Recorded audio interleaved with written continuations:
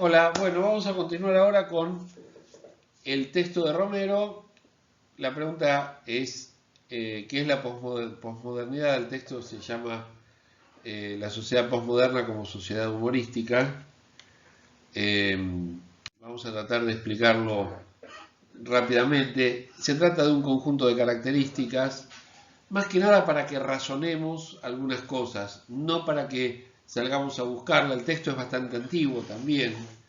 Eh, Además, no hay que olvidarse de que han pasado, desde que se escribió esto hace más de 30 años, eh, hasta ahora, han pasado pocas cosas de la gravedad que estamos viviendo nosotros este año, ¿sí? El año del coronavirus. Entonces, puede parecer desmedida cierta generalización que propone Lipovetsky. Romero es un autor comentarista, es más o menos lo que haría yo. ¿Sí? Lipovetsky lo que hace es proponer un concepto de la sociedad humorística. Lo cierto es que instituciones fundantes de la sociedad moderna, como la escuela, bueno, la universidad, tal vez no es nuestro caso, porque bueno, somos de una facultad de arte, en una universidad de provincia.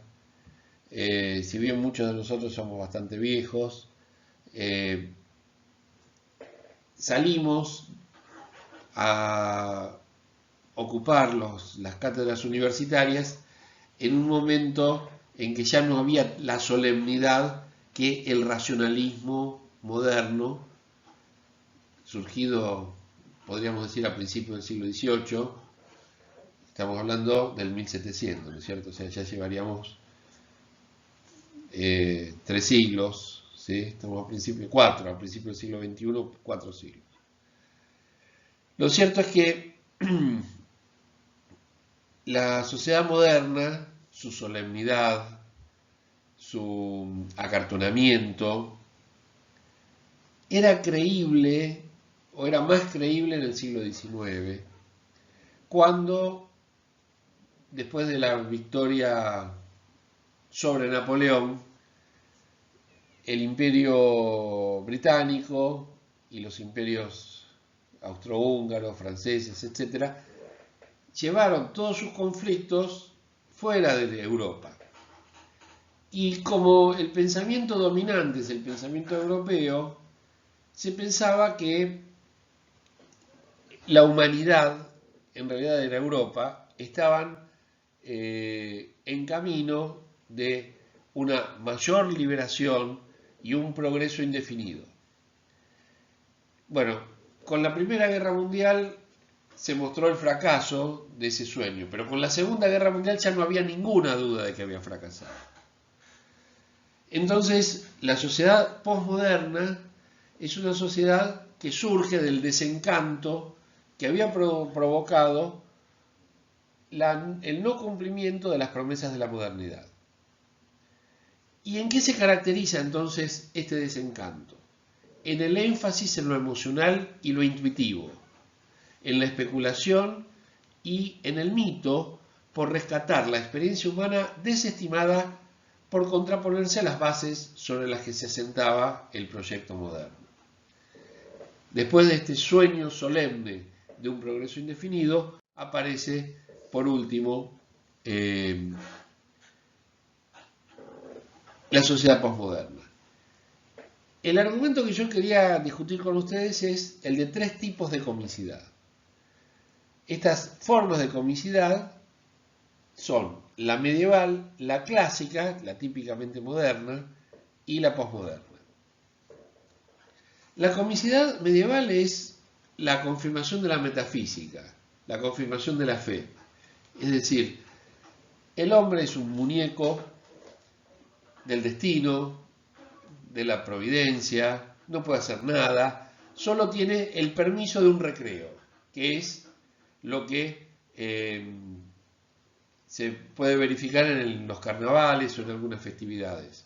El resto del tiempo es penurias y esperar la muerte, porque esa metafísica medieval apuntaba a, por supuesto, la vida desde el punto de vista biológico era muy frágil, y muy efímera. La gente no tenía mucha expectativa de vida. Por lo tanto, le quedaba muy poca posibilidad de desarrollar un proyecto personal profundo. Lo que tenía que hacer era sobrevivir y esperar la muerte. Por eso es que el humor es un humor, podríamos decir, de blasfemia, de reacción, de revuelta contra el orden instituido, pero acotado en tiempo y espacio. Vamos a la comicidad clásica. La comicidad, fíjense acá, este no es Napoleón, es el hermano de Napoleón, que fue nombrado por Napoleón en su invasión a España una especie de rey, de regente. Como se llamaba José Bonaparte, está montado sobre un pepino. Pepino, la palabra, o sea, Pepe, ¿no es cierto? También se dice pepino. El mono mostrándole la figura de un rey, el rey de espada, y parece que José Bonaparte era alcohólico, entonces se le decía Pepe Botella también, por eso está con una bandeja y dos botellas, y un esclavo negro, ¿no es cierto? Bueno, este es el humor, digamos, satírico, ¿sí? Un humor de burla, un humor, digamos, agudo, irónico, se cuestionan las costumbres, aparece la sátira, la fábula, el vodevil. La otra imagen que puse acá es la de la fiesta de el disfraz como una ironía a la hipocresía burguesa, ¿sí? Y se trata de un humor más bien inteligente, no se trata de un humor grotesco como el medieval, ni como vamos a ver ahora, que es el humor posmoderno. ¿Qué significa? Que lo cómico, con la comicidad clásica, se privatiza y se vuelve civilizado. Pierde su carácter público y colectivo. Entonces el individuo permanece fuera del objeto de sarcasmo. ¿A quién se ataca? No al individuo, sino a las instituciones, ¿sí? Fíjense, esta es otra viñeta española del siglo XIX, dice, cría cuervos y te sacarán los ojos. Y están ahí justamente los curas, que son los cuervos, obteniendo dinero de las arcas públicas. Pasemos ahora sí a la sociedad humorística. ¿Qué es algo característico del siglo, digamos, al final del siglo XX y ya del siglo XXI? La incredulidad. Incredulidad que hace, digamos, provoca desesperación. Entonces, como se trata de vencer a la desesperación, vencer o tapar la angustia, no hablamos ahora ya de un humor satírico ni de un humor incongruente, hablamos de un humor lúdico. ¿Se acuerdan del otro video, las 4 teorías del humor? La última. El humor como juego, como diversión. Ese humor no se acomoda a la inteligencia de las cosas y del lenguaje. Es una comicidad discount, o sea, una comicidad sin demasiada profundidad. Está desprovista de cualquier supereminencia o distancia jerárquica. De lo que se trata es de hacer simplemente bromas, pero no bromas pesadas. De no tomarse nada en serio. Bueno, este es Steve Martin, un actor cómico de muchas películas blockbuster de aquella época, de los años 80, que es el prototipo, digamos, del humor contemporáneo, insustancial, radiante, gracioso, simpático y profundamente intrascendente, un humor superfluo. En cambio, muerto hacia los años 70, les recomiendo que lo busquen, que vean las películas, que vean, hay biografías en YouTube de este personaje que se llamó Groucho Marx, que es todo lo contrario del humor omnipresente, festivo, hedonista, inofensivo, individualista, autorreflexivo y autoconsciente. Groucho Marx es un humor mordaz, es un humor creativo, es un humor que de alguna forma corona al viejo humor clásico. Está como en el límite. Hizo muchas películas hasta los años 40 y después tuvo un programa de televisión. No era un programa de humor, un programa cómico, era un programa de preguntas y respuestas donde la sagacidad, la inteligencia y la ironía caracterizaban al personaje. Un heredero de él fue Woody Allen, por lo menos en las primeras películas. Él es un héroe típicamente posmoderno. Podríamos decir, Groucho Marx es el último moderno y Woody Allen es el primer postmoderno. No tomamos en serio a los héroes. Él es un héroe, digamos, torpe, un héroe conflictuado. Además, no tiene un aspecto elegante, es más bien, por sus anteojos, una persona más bien débil. Su voz también es una voz aniñada, aflautada, como que uno no se lo toma en serio. Y él mismo es consciente del ridículo que produce. Hagamos una rápida lista de características de la actitud humorística posmoderna. En primer lugar, la actitud posmoderna es ávida de animación desenvuelta y personalización fantasista. Es decir, su efecto es típicamente narcisista. No se preocupa por burlarse del otro ni por burlarse de sí mismo. Se trata simplemente de mostrarse, ¿sí? Porque vivimos en un mundo hiperindividualista. Por eso es que la mejor teoría que se acomoda a la actitud humorística postmoderna es la teoría del humor lúdico, del humor como juego. Porque lo que hay es una sobrediferenciación individualista. Pasar por encima o por encima de los demás, digo bien, como único motivo digamos, de lo que provoca el humor. No sé si la risa, sino la sonrisa más bien. Es decir, no hay motivos para la carcajada, pero sí hay motivos para el estar bien, la buena onda. Entonces, la actitud humorística posmoderna expone elementos risibles voluntarios, sin dejar de analizarse, presentando su yo devaluado. El ego, la conciencia de uno mismo, es lo que se ha convertido en objeto de humor, y no los vicios ajenos o las acciones descabelladas.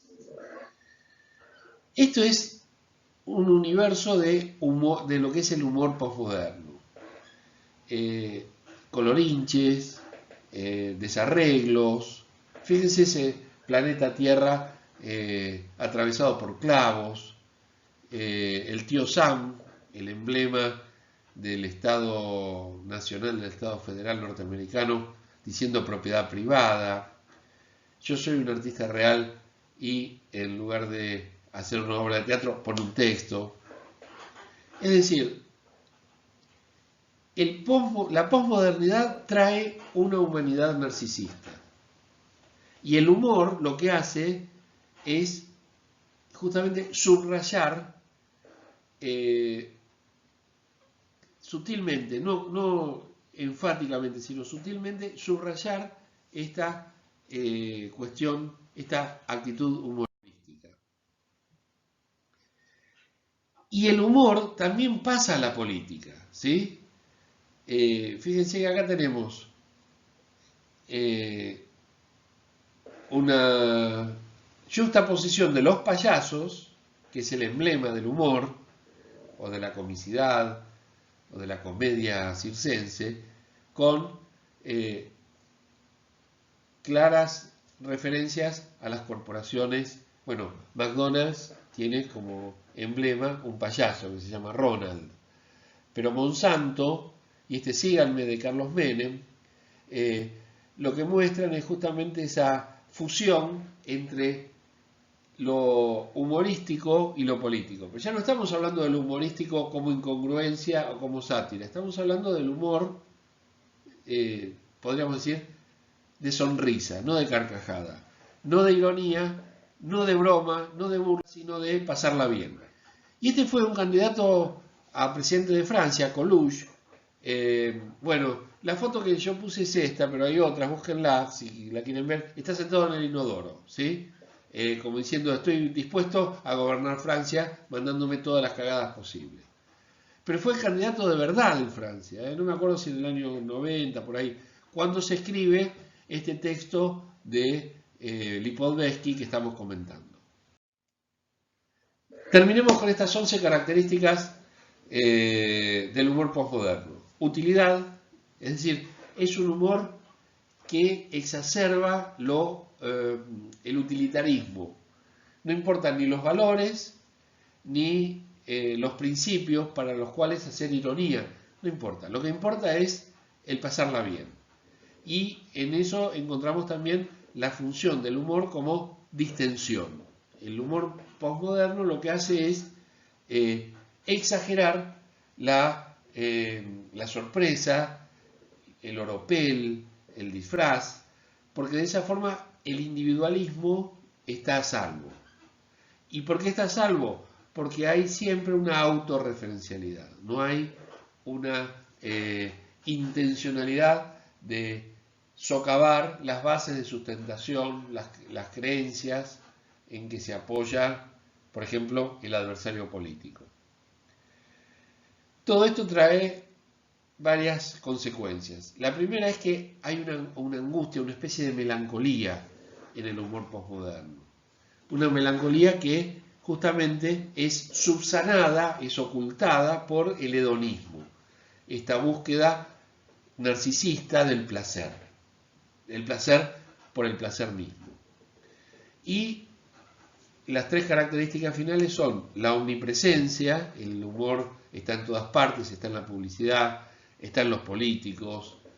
Insisto, no es un humor de comedia de enredos, no es un humor de sátira, es un humor de buena onda, de funny. En inglés se escribe F-U-N-N-I, funny, algo divertido, algo que excede, que sin afectar lo serio, excede el marco, digamos, de las distancias, y lo que hace es acercarnos más en una relación de complicidad. Bueno, con esto me despido. Cualquier cosita nos preguntan por los medios habituales, ¿sí? Hasta la próxima.